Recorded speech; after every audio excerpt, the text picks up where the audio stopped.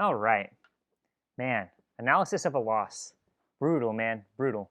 Um, this is sort of a reply slash clarification of some things on what Hegemon, I'm not sure if I'm saying that right at all, uh, basically explained from our match, noticed that sort of thing. I wanted to clarify a few things.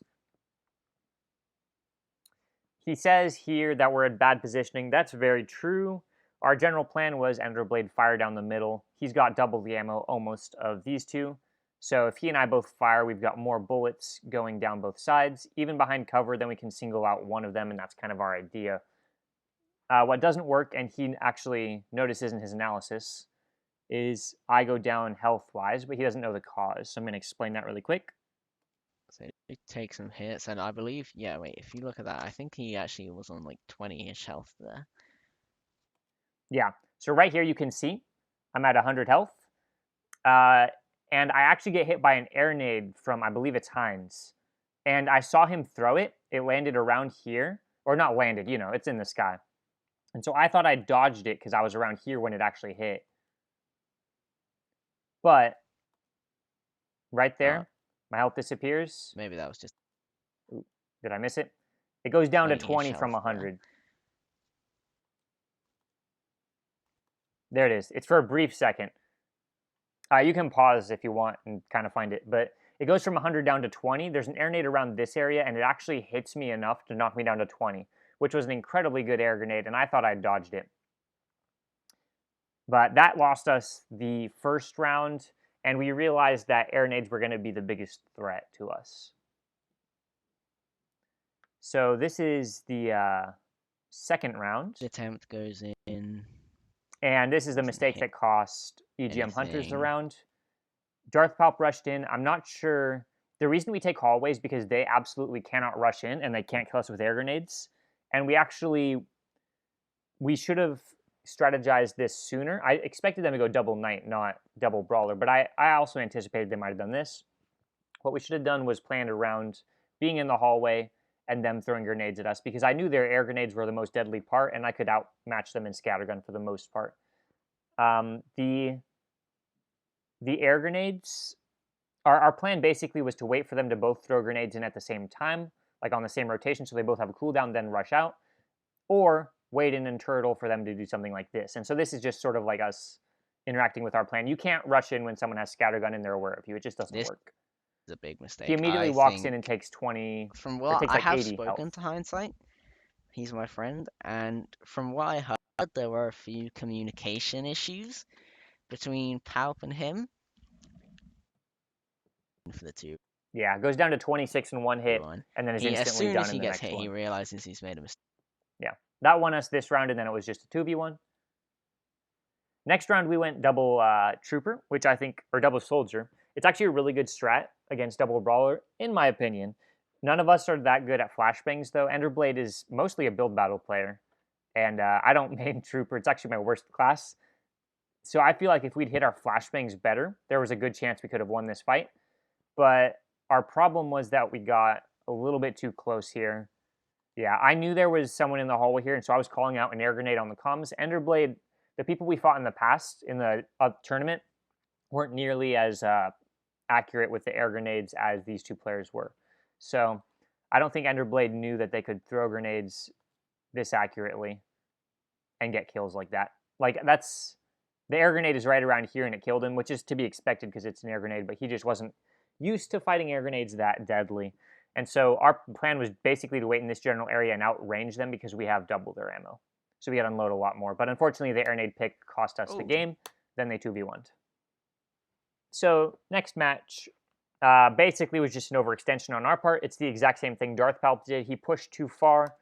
Enderblade moved forward a little bit too much and got caught by an air nade. If you watch Heinz right here, the way Enderblade dies is through an air nade by Heinz. So right now it's 2-1. It's not actually 2-2 yet. 2-1. So if we lose this match, we lose total overall. We're pushing out. Okay, see, he's holding the grenade right here. Watch him throw it. Throws it right here to the left a bit. Interesting. Enderblade walks right into it right here and dies. Something you usually see Enderelf do. You can replay normal speed. Heinz throws it right there, That's a nade. and it kills him. It's actually hidden by the particles, but Ender Blade dies to the air grenade right here. It was way too much of an overextension. I was actually shooting from staircase, and he was doing the same. But when they retreated around the corner, Ender Blade kind of naturally just pushed in to close distance, and that was a trap. Absolutely got lured there, and it was.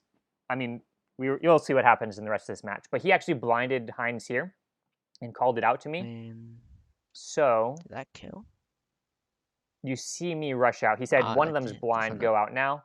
And I knew that I had to get a pick now, otherwise I was dead. We were gonna lose the match unless I got a kill. It was a 2v1. One of them was blind, so I had to go now. I believe I rushed out. And unfortunately you'll see, yeah, right here, spectator turret fire. One of the spectators put down a turret. Oh, brutal. That was a mistake. But the only thing it really did, I don't think it hit. It didn't get any kills here. They both fully recover by the time the turret's gone. So this is also a strat that I'm doing right here that actually won me the 2v1. Essentially, I'm running after one of them, and I'm fully aware that one is following me behind. So I'm luring one of them into chasing me. So I turn around, I flip, and hit Heinz for, it looks like, not that much. It puts him down to 63, and I'm down to 30. But then I get a hit with my laser in right here, 15. He was down a little bit lower, and he doesn't want to push because of my Wait, scatter maybe I gun. was mistaken. I'm satisfied with that result because I get to heal. Unfortunately, me healing means they both heal as well, and now it's a proper 2v1, which is bad. Is this not the round? Wait, let me get my notepad. Yeah. So I get to fully heal, they get to fully heal, and that's the situation we're in now. Where is this one? Oh, no, that's the same thing. All right, so basically what happens is I go in, I fully heal, they both back up, they fully heal. And then I get wounded here. I'm down at 30. But I'm healing. Okay, so this is right where we heal. This is where we left off. So I'm healing up right now. I run out. I know Darth Palp is following me, and Heinz is up here. So I can see Darth Palp's tag through the wall right here. I switched this over to my video because it's a little bit clearer. It's not secondhand. So we got Darth Palp here, Heinz here. I'm pushing Heinz, hypothetically, but I'm doing another one of those lure things where I know Darth Palp's going to run out this doorway.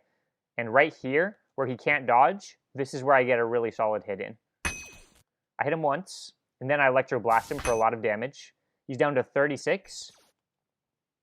And then I hit him once with the laser. You see a 15 here. So that's 12 and 12. That's from Scattergun. And then I hit him 3 times with my laser, and that kills him. The first tag was right around here, and then the second 2 were there and there. The turret actually doesn't hit Darth Palp in the fight.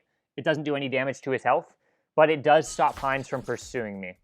So the turret, in that sense, helped them win the 2v1 because it stopped the pressure, but I think Heinz might have backed up and thrown the air grenade anyway, which I was going to dodge. And then right here with no grenade, I can basically choose to escape out this way if he runs through this way. So I can force it again to be a 1v1 in which I won. The big thing there is that the turret, while it may have messed up their positioning and distracted them, it actually doesn't do any damage to Darth Palp, who's running up behind me. I'll go once again, just kind of show the hit markers. So right here, 12, 12, 12, and then 25. And then I hit him with Scattergun again as I'm backing away for 12, 12. And that lowers him down to 36. Then I hit him once here for 15, and that tag is right there. And then twice, and he's dead. And then it balances out, goes back to a 1v1, and I win. And now we're 2-2. The last game here. So Hindsight pushes in. Hindsight pushes in the hallway. And I should have probably been waiting around here, but I think I was wounded from a grenade. Where's Palp? Palp. It looked like he's going up to the other side. I think he changed his mind. He's coming to there. Basically, the way to win the way to win from the hallway is to have either one push on both sides, then you both push one of them, or if they kind of stalemate it out, wait for them to throw both grenades, then push out. That was our general plan. Coming in, they're going to do a full-on 2v2 to end the series. Nade. So right here, you see Hindsight is at 95. That is because Enderblade flashbanged him. The flashbangs do 5 damage, so Hindsight is actually blind right now, and Enderblade calls it out and then rushes him. He says he's blind, and then he rushes him. Brawlers, even when blinded, are still really dangerous. I did not personally think a blind was enough to rush forwards on. I wanted to get a hit with the grenade and make one of them on half health or something like that. Or blind. Well, blind them, but get some hits in, you know? One blind on a 95 and 100 health brawler when they're both that good is probably not worth it for me. But what I should have done here was push with Enderblade because he was committed anyway. I don't think we should have committed to this attack. But in the fact that Enderblade actually did commit, or because Enderblade actually did commit, I should have committed with him. So you'll see he rushes out here and I go back around the corner. You saw me back up. I let him push on his own because it was deadly, but I should have gone with him. At the very least, flashbang. When he pushed up here and Darth Palp got his shot off, Heinz is still blinded, so I might have been able to kill Darth Palp. And then if I could reset to a 1v1, I'd already beaten Hindsight in 2 1v1s this match. So I think I should have pushed with Enderblade, but I don't think either of us should have pushed at all. And that's what cost us the game. EGM Hunters played really well. They played clean, and they played efficiently. They took advantage of our mistakes, and that's what won them the game. Really well played. Now, the second part of this video is going to be a tutorial on how to do replay mod just really quickly, what I do, how I export it, etc. Because I think Hedgemon wanted to know. And again, if I'm saying that name wrong, just correct me or something. I'm bad at pronunciation. See, yeah, there you go. I'm even bad at I'm just going to stop and go to the next section of the video. Basically, I use replay mod through Badlion. I don't just have the mod by itself. And through Badlion, what you do is first you record a replay. The way you do that, I think the shortcut is L or something like that. You just press L to start recording, L to stop recording. It automatically puts that file in Replay Viewer, this tab here. Click on that. And then, wow, that's a 17-minute replay. I don't even know what these are, by the way. They're not titled, so you're going to have to either clean them out as you go, which I definitely need to do, or just kind of remember which one's what. Let's pick a nice short one, 40 seconds. Nice, hasn't been edited. All right, so Replay Viewer, right? You've got 2 bars. Top one is the raw footage, essentially. So you can play and pause the raw footage. The second one, oops, wow, I accidentally closed it out instantly. That's pretty impressive.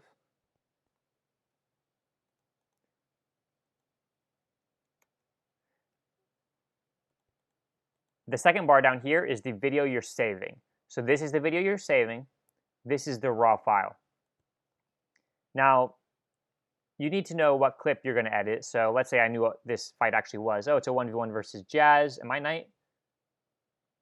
I think I'm Knight. I think the leather robes are Knight. So it's probably just a quick win. There are a few things I always do at the very start. First, I actually should exit replay one more time. Always remember the duration. So 18 seconds. So we're going to pause here. Go to the very start of our raw file. And we're going to go to the very start of our video file as well and hit this thing. This thing that looks like an hourglass is a time marker. Basically, you can do a bunch of slow-mo stuff and all that, but basically, I'm just going to tell you how to do a quick one. So hit time marker when both of these are at the very start, because you want the start of the time to be at the start of your video and at the start of the raw file. You want the start to be the same. Next, you remember that the duration is 40-something seconds. It was 48, I think. So what I'm doing is I'm scrolling up with a scroll wheel. And so we know it was 47 seconds. So we're going to find that on here because we want the video to be 47 seconds. This is 45, 46, 47, 48. It's not exact. So it looks like halfway is going to be 2.5 seconds. So this is going to be 47.5. So let's just go a little bit back. Right around here should be 47. It doesn't have to be super exact. And then what you're going to do is select the end of the raw file. And usually it stops around here. Oh, no, it's 18 seconds. This is the 18-second one. Whoops. So we're going to scroll bar again. So 15, we know this is 17.5, so 18 might be somewhere around here. And remember, we've already selected the end. Sometimes for some reason it stops, even though I clicked the end. It stops right around here. So I just press play really quick, and it goes to the very end. And now we're going to hit the time marker again. These things are to create stamps on this bar, and they create wherever you've selected.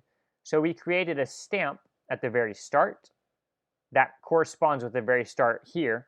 And we created a stamp at 18 seconds that corresponds to the very end here.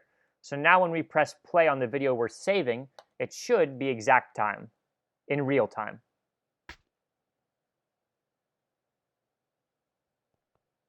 Yep. Ooh, did Jazz win this? Oh, nope. Oh, yep, he does. Wow. This happened to be a... All right, well, nice. So that is how to set up accurate time. If we shifted this a bit, so let's say we dragged it here, it'd be double as fast. Because the start of the raw file is the same, but the end of the raw file is only half the time. You only have half the time to do the whole video. So let's move that back to 18. I think it's somewhere around there. Next thing is that you can change video settings. So like, for example, I can do my Galaxy Wars resource pack, and that'll affect the actual saved video.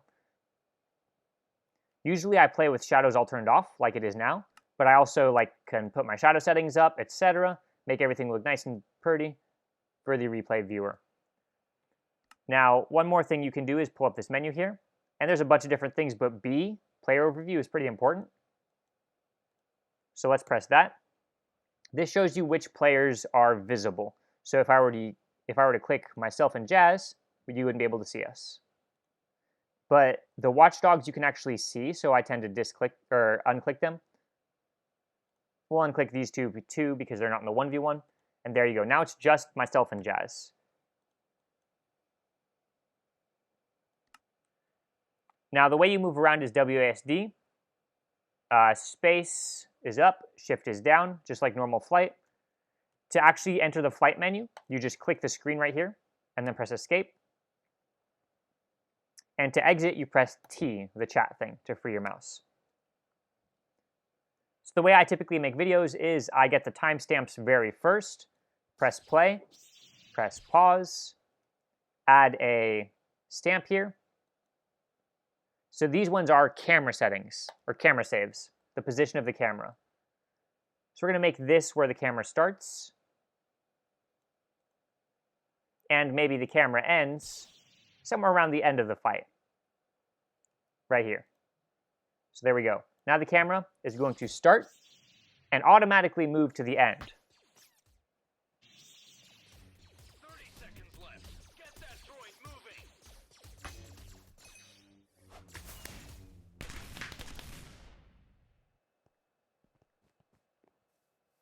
There you go.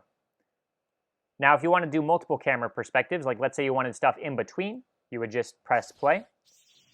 Pause right here. Maybe you want the camera to be here now. So you press this, press play again. Pause again. Maybe you want the camera to move over here so you get this perspective. Then you press play again. 30 seconds left. Pause it.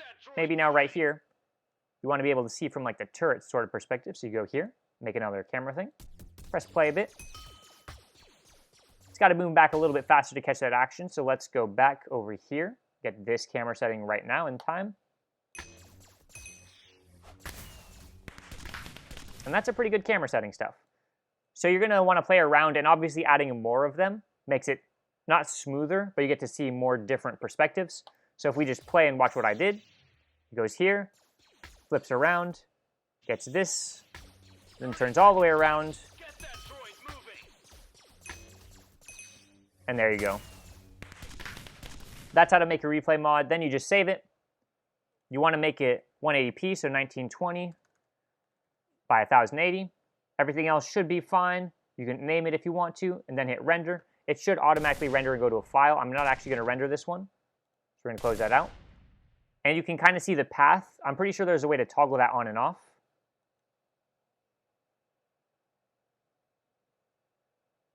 Yeah, H.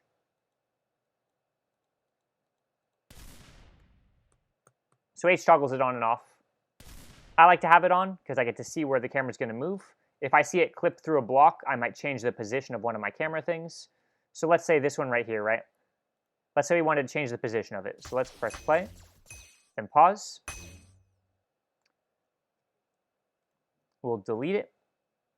And let's say we wanted it to zoom back. We just go in the same time here and do that. And there you go. Now it's zoomed back. So there you go. Hopefully that was enlightening and helpful and, you know, whatever else. Hope you enjoyed. I'm going to try and do some more video stuff during the week. We'll see. But anyway, see you in the next video. Bye-bye.